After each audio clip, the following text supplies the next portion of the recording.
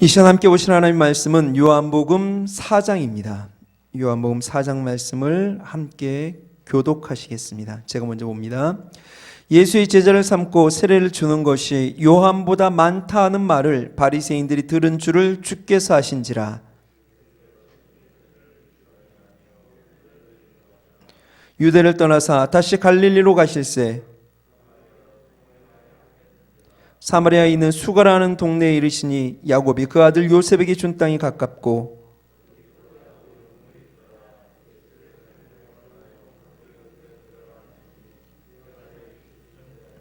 사마리아 여자 하나가 물을 길러 왔음에 예수께서 물을 좀 달라 하시니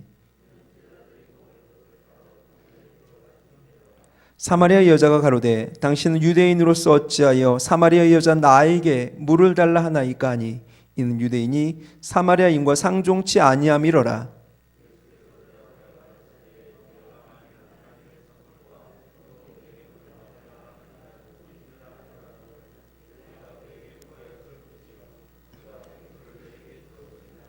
여자가 가로되 주여 물 기를 그릇도 없고 이 물은 깊은데 어디서 이 생수를 얻겠삼나이까.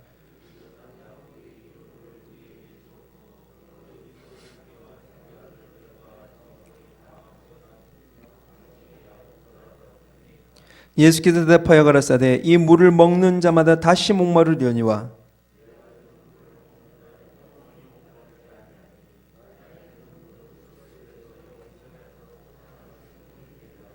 여자가 가로되 주여 이런 물을 내게 주사 목마르지도 않고 또 여기 물 길러 오지도 않게 하옵소서.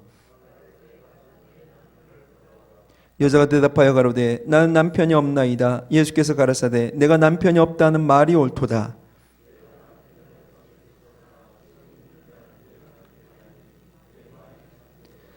여자가 가로되 주여 내가 보니 선지자로 쏘이다.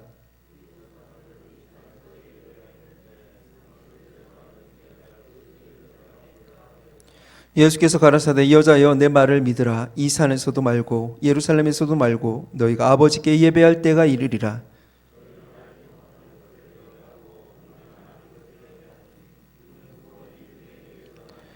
아버지께 참으로 예배하는 자들은 신령과 진정으로 예배할 때가 오나니 곧 이때라. 아버지께서는 이렇게 자기의 예배하는 자들을 찾으시느니라.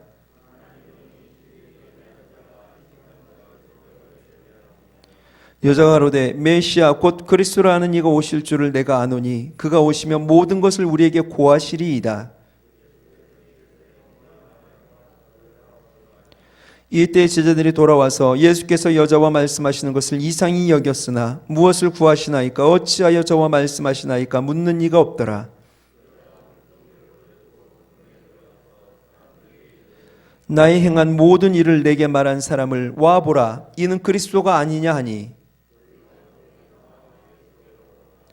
그 사이에 제자들이 청하여 가로되 랍비여 잡수소서. 제자들이 서로 말하되 누가 잡수실 것을 갖다 드렸는가 한데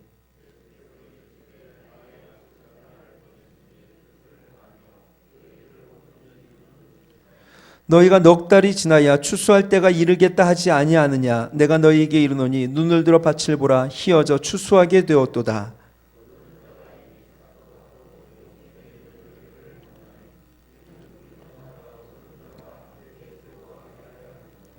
그런즉 한 사람이 심고 다른 사람이 거둔다 하는 말이 옳도다.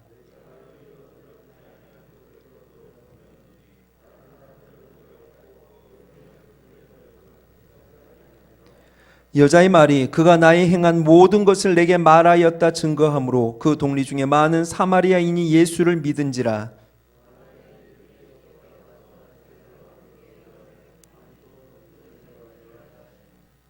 예수의 말씀을 인하여 믿는 자가 더욱 많아.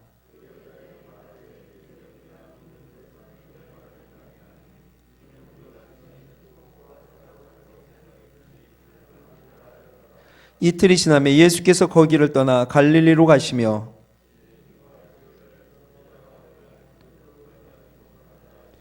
갈릴리에 이르심에 갈릴리인들이 그를 영접하니 이는 자기들도 명절에 갔다가 예수께서 명절 중 예루살렘에서 하신 모든 일을 보았음이더라.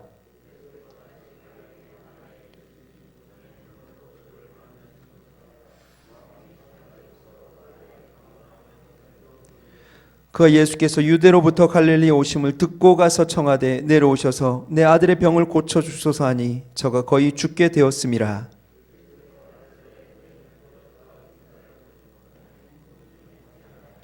신하가 가로되 주여 내 아이가 죽기 전에 내려오소서.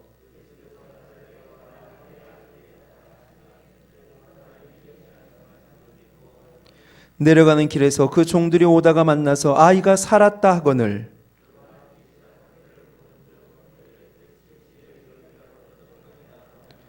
아비가 예수께서 내 아들이 살았다 말씀하신 그때인 줄 알고 자기와 그 온 집안이 다 믿으니라.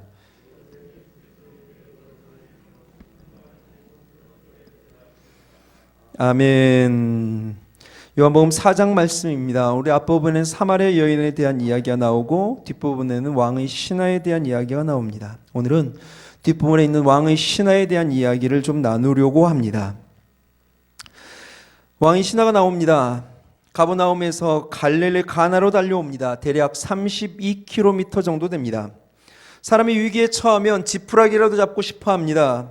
조금의 희망이라도 보이면 그것을 붙들려고 하는 것이 사람의 마음입니다. 특별히 목숨이 경각에 달린 아이의 문제, 내 자식의 문제라고 한다면 동서고금을 막론하고 모든 이들이 그와 같은 일을 할 겁니다. 어느 부모가 자식이 죽게 생겼는데 손 놓고 있겠습니까? 시대와 문화를 초월하여 모든 이들이 아이를 살리고자 합니다. 그게 부모의 간절함입니다. 오늘 본문에 나오는 왕의 신하도 이런 심정으로 예수님께 나왔고 예수님께 매달리고 있습니다. 그는 권력도 부도 명예도 사회적 신분도 상당히 높은 사람입니다. 그렇지만 그 모든 것이 죽어가는 아이 앞에 아무 소용이 없습니다. 그래서 보이는 것도 없습니다. 그저 예수님만 바라봅니다. 그 먼 거리를 마다하지 않고 한 걸음에 달려왔습니다. 그리고 예수님께 엎드립니다. 죽어가는 아들이 눈앞에 어른거리죠. 내 아들의 병을 고쳐주옵소서 매달려 간청하기 시작합니다. 그런데 예수님 무심히 이렇게 말씀하십니다. 48절입니다. 너희는 표적과 기사를 보지 못하면 도무지 믿지 않는구나. 이 아버지 답답해집니다. 그래서 그는 다시 이렇게 읍소합니다. 49절 주여 내 아이가 죽기 전에 내려오소서. 얼마나 속상하고 답답했겠습니까? 아이가 죽어가고 있습니다. 같이 내려가셔야 됩니다. 직접 안수해야 됩니다. 여러분 32km입니다. 차로 달려가도 40-50분은 걸릴 겁니다. 지금 내려가야 합니다. 내려가다 죽을지도 모릅니다. 그래도 살아있어야 희망이라도 있는 것 아닙니까? 죽으면 끝입니다. 머뭇거릴 수 없습니다. 내려가셔야죠. 어느 누가 죽은 자를 살릴 수 있단 말입니까? 그런데 이번에도 예수님 그 아버지의 마음을 아는지 모르는지 그 답답함에 아랑곳하지 않습니다. 그리고 또 무심히 이렇게 말하죠. 가라, 내 아들이 살았다. 가라, 내 아들이 살았다.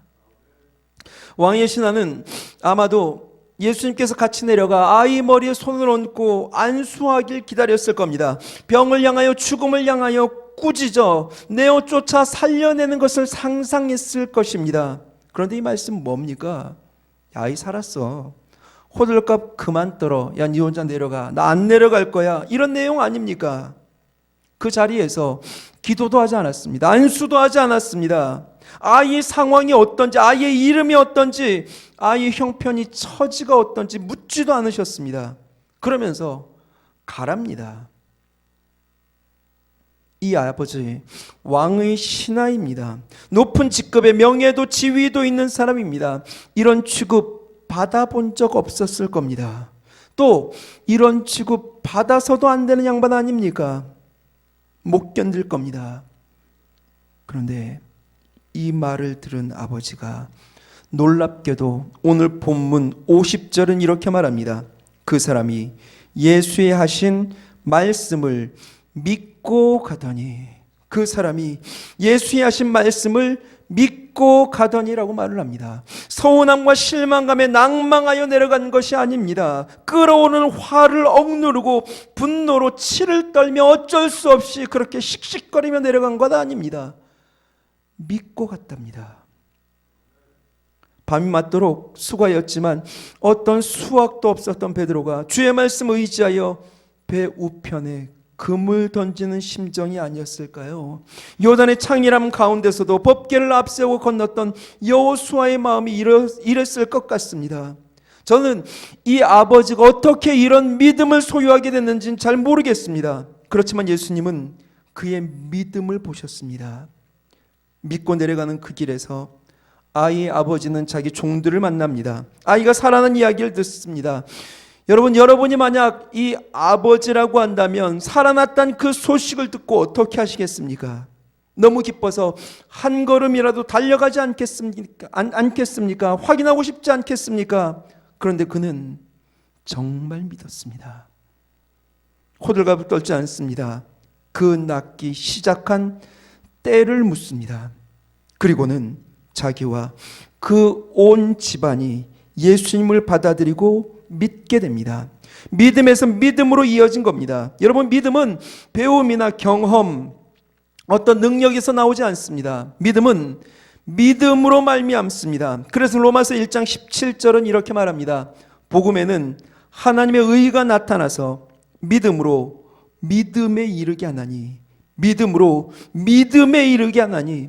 믿음은 내가 아는 지식, 내가 아는 이론, 내가 아는 정신체계가 아닙니다. 주님과 주님의 말씀, 복음을 믿는 것이 믿음입니다. 복음에 나타난 하나님의 의, 이로 인하여 생겨난 믿음이 더 놀라운 믿음에 이르게 합니다.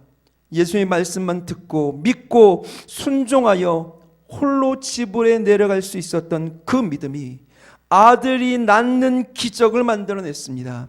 또한 이를 통하여 생겨낸 더 큰 믿음은 온 가족 구원이라고 하는 또 다른 믿음의 세계로 들어서게 했습니다. 여러분, 믿음이 순종을 통과하면 기적이 일어납니다. 주님의 말씀은 내 형편과 처지를 초월합니다.